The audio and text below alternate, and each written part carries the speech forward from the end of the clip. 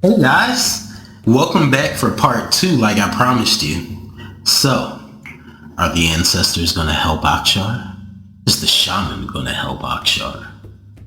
Let's get right into it and see.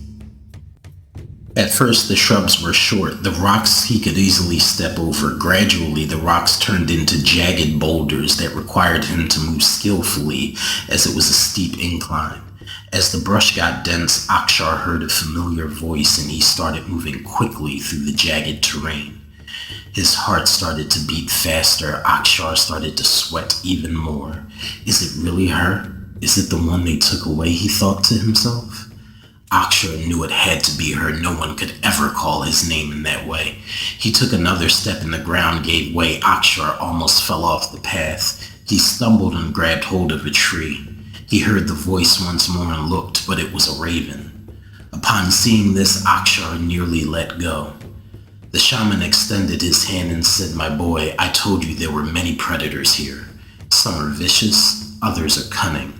Do not fall for their traps, for we can no longer change form here." Akshar began to weep. I thought it was her. It sounded just like her. This isn't fair. I no longer wish to do this, Jakari Ongun. I would like to go back now.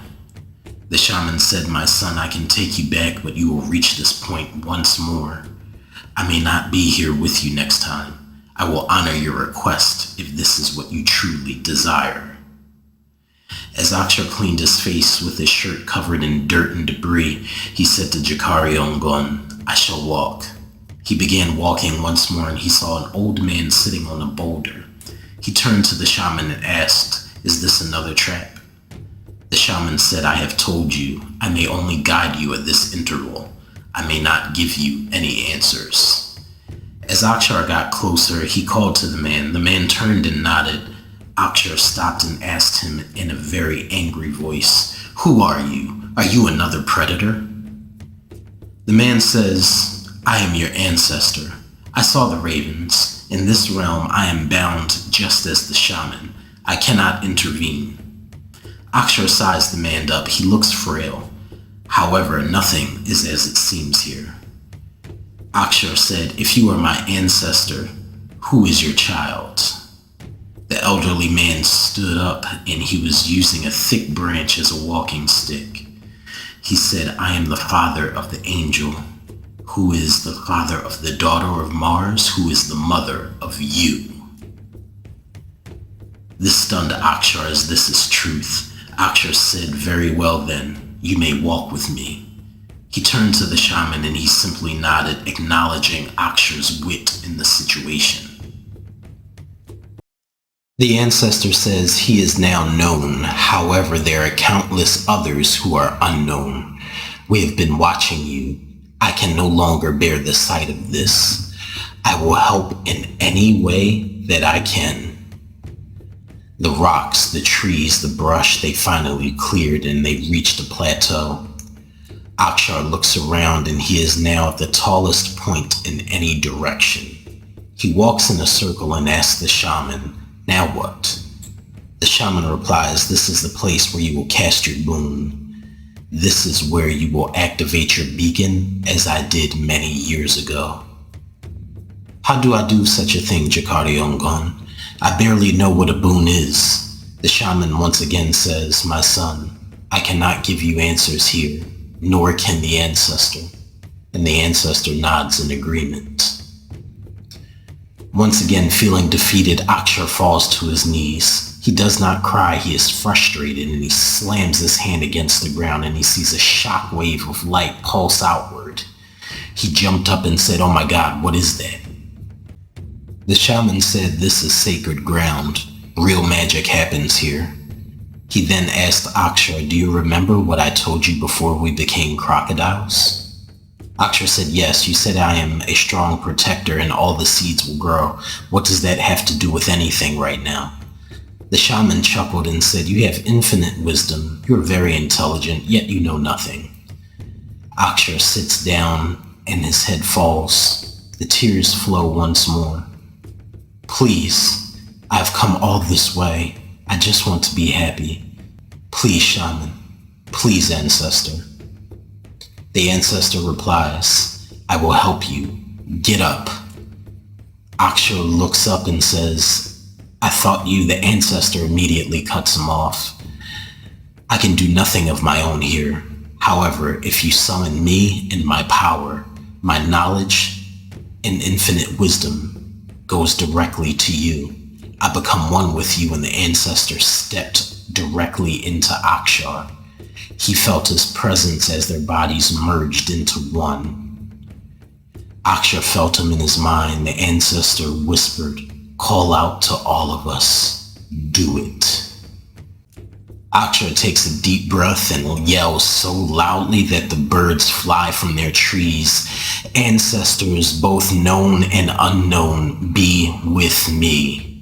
In an instant, the ground started to rumble and little balls of light started to emerge and take shape. He heard a voice, we have arrived. When Akshar opened his eyes once more, the plateau was filled with light shapes taking form, and they began to chant and sing, and he saw the shaman who was now beating a drum.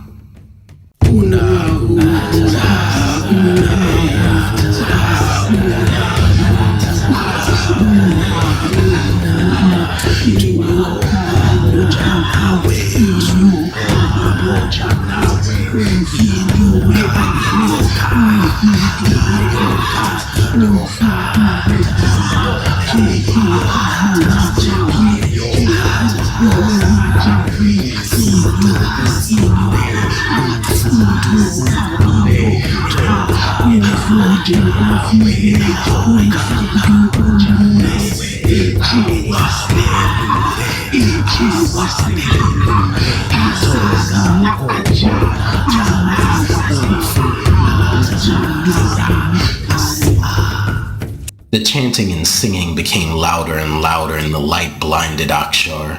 He felt the power of 1,000 ancestors move throughout his spirit.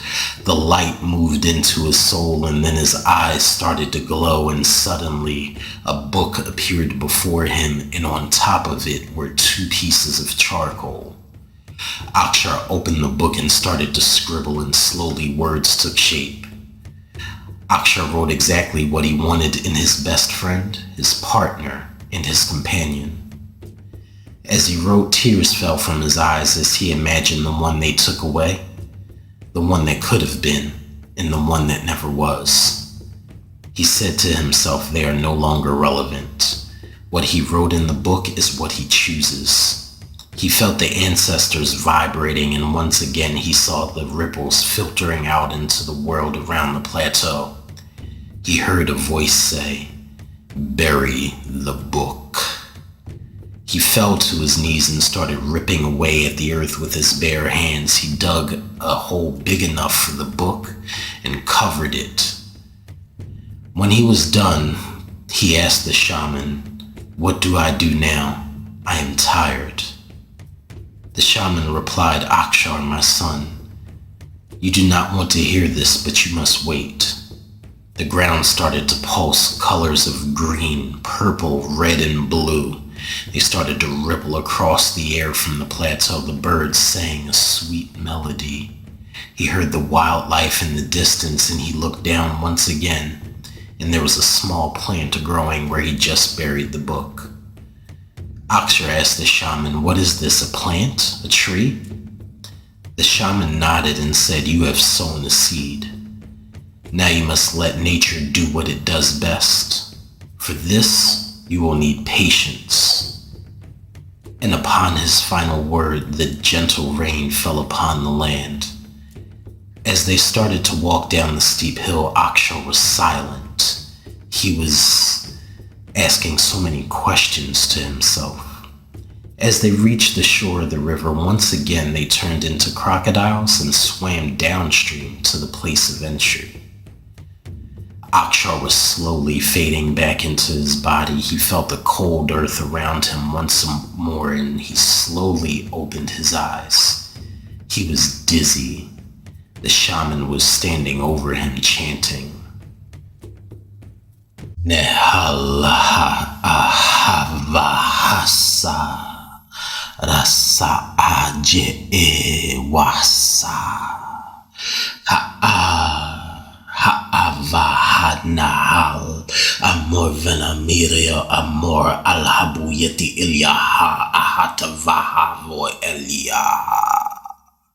Zoe meshiwa hasin yeche je una mai lake nasa hale hale je hale wasuna watajune eleke watajune la asara ilohaye jene loka nasa ilahe Jenawe jewe na inawelun. He stopped and said, "Welcome back, my son. You have completed the journey. Rest now. Sleep well. Remember, in this realm, you are a powerful man, not a god. Do not try to command time.